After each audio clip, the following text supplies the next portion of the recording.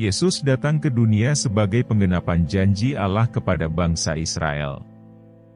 Namun, kedatangannya justru mendapat perlawanan sengit dari para pemuka agama, termasuk orang-orang Farisi, Saduki, dan ahli-ahli Taurat. Mengapa demikian? Dan mengapa fenomena tersebut masih terjadi saat ini?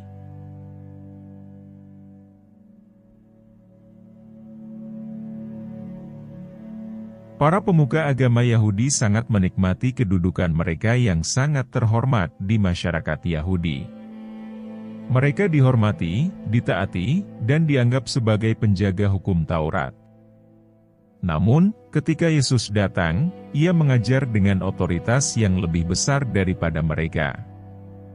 Ia menegur kemunafikan mereka secara terbuka dan menyingkap bagaimana mereka menempatkan tradisi di atas perintah Allah.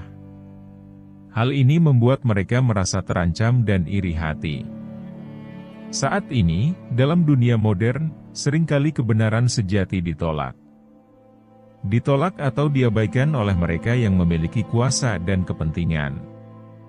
Banyak orang yang berusaha membawa pesan keadilan, kasih, dan kebenaran, justru mendapatkan perlawanan dari pihak yang merasa terancam oleh perubahan.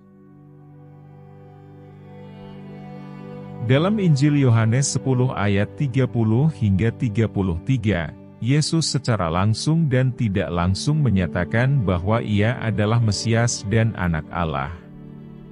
Bagi para pemimpin Yahudi hal ini adalah penghujatan. Mereka tidak dapat menerima bahwa seorang manusia bisa menjadi Allah, seperti yang tertulis dalam Injil Markus 14, ayat 61 hingga 64. Mereka mengabaikan nubuat-nubuat para nabi yang jelas menubuatkan akan datangnya Mesias, seperti tercatat dalam kitab Yesaya 53 dan Mazmur 22. Masa kini, di dunia modern, masih banyak terjadi penolakan terhadap keyakinan akan kedaulatan Tuhan dan keilahian Kristus.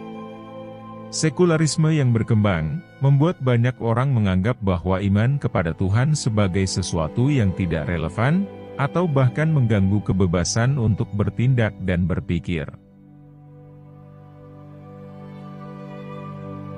Para ahli Taurat mengajarkan hukum secara ketat, dan sering menambahkan aturan-aturan tambahan di luar yang Tuhan berikan. Yesus, sebaliknya menegaskan bahwa hukum Taurat tidak hanya tentang perbuatan lahiriah, tetapi juga tentang hati. Ia menyatakan bahwa Ia datang bukan untuk meniadakan hukum Taurat, tetapi untuk menggenapinya. Namun, ajarannya, yang menekankan kasih dan belas kasihan, dianggap sebagai ancaman terhadap tradisi mereka. Saat ini banyak orang masih mengutamakan formalitas dan aturan agama, tanpa memahami esensi dari iman itu sendiri. Hukum Tuhan seringkali disalahgunakan, hanya sebagai alat kontrol sosial, bukan sebagai sarana untuk mendekatkan diri kepadanya dengan kasih serta kerendahan hati. Yesus bergaul dengan orang-orang yang dianggap najis oleh hukum Yahudi. Orang-orang najis seperti pemungut cukai, pelacur, dan orang sakit kusta. Mereka dianggap orang berdosa oleh para pemuka Yahudi. Kesediaan Yesus bergaul dengan mereka bertentangan dengan kebiasaan para pemuka agama. Mereka selalu menjaga jarak dari orang-orang yang mereka anggap berdosa. Yesus menunjukkan bahwa keselamatan bukan hanya untuk orang yang menganggap dirinya benar, tetapi untuk semua orang yang mau bertobat. Di zaman modern ini, stigma sosial masih menghalangi banyak orang untuk menerima kasih Allah. Mereka yang terpinggirkan, miskin atau dianggap berperilaku hina seringkali dijauhi, bahkan terkadang oleh komunitas agama juga. Padahal Yesus mengajarkan bahwa kasih Allah melampaui batasan sosial dan budaya.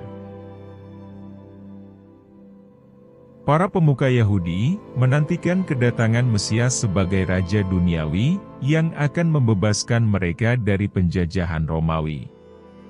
Namun, Yesus datang sebagai hamba yang rendah hati seperti tertulis dalam Filipi 2, ayat 6 hingga 8. Kerajaan Allah yang dimaksud tidak bersifat politis, tetapi rohani. Mereka tidak dapat menerima Mesias yang datang bukan dengan kekuatan militer. Kasih dan pengorbanan Yesus, justru mereka anggap sebagai kelemahan. Di masa kini, banyak orang mengharapkan solusi bagi masalah mereka dalam bentuk kekuatan duniawi.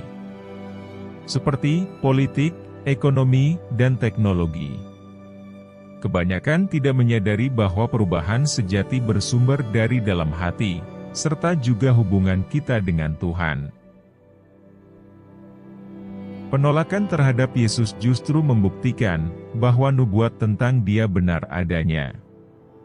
Sebab kitab-kitab para nabi telah menubuatkan bagaimana Mesias akan ditolak oleh umatnya sendiri. Seperti tertulis dalam kitab Yesaya 53, ayat 3, dan Mazmur 118, ayat 22.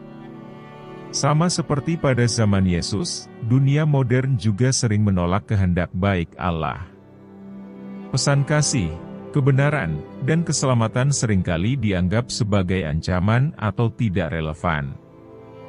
Namun, bagi mereka yang percaya, Yesus tetap menjadi jalan keselamatan yang sejati dan sumber kehidupan kekal.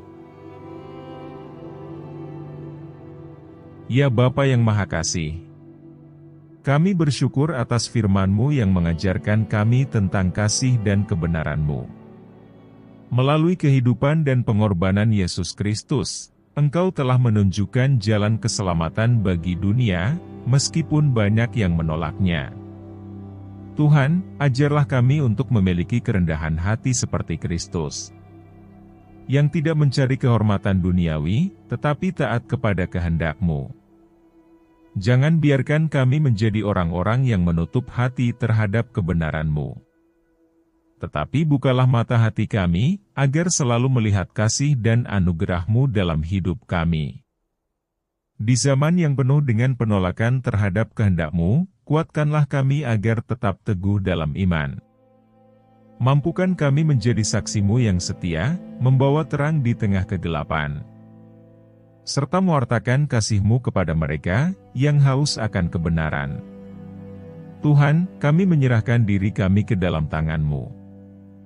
Bentuklah kami seturut kehendak-Mu, agar hidup kami memuliakan nama-Mu. Terima kasih atas kasih dan keselamatan yang telah Engkau berikan melalui Yesus Kristus. Dalam nama-Nya yang kudus kami berdoa dan bersyukur. Amin.